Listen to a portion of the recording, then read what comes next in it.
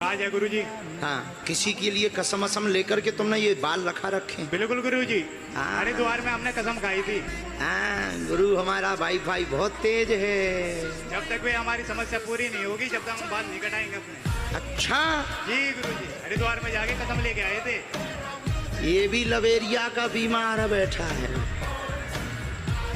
ये जुल्फे कौन सा तुम भगवान को पाने के लिए रखे? पढ़ो, आगे का भविष्य उज्जवल होगा, कार्य पूरे होंगे, माता पिता का नाम रोशन करना चाहते, माता पिता को दुख नहीं होगा, अपने ही भाई की साली से लब कर बैठे हो।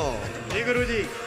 उसके लिए बाल रखा रखे हैं। जी गुरुजी। प्रण लिया है, शादी होगी तो मुंडन होगा, नहीं तो बाबा बनेंगे। जी गुरुजी, बिल्कुल बात सही है गुरुजी आपकी। जा भैया, साली घरवाली हुई जाएगी। जी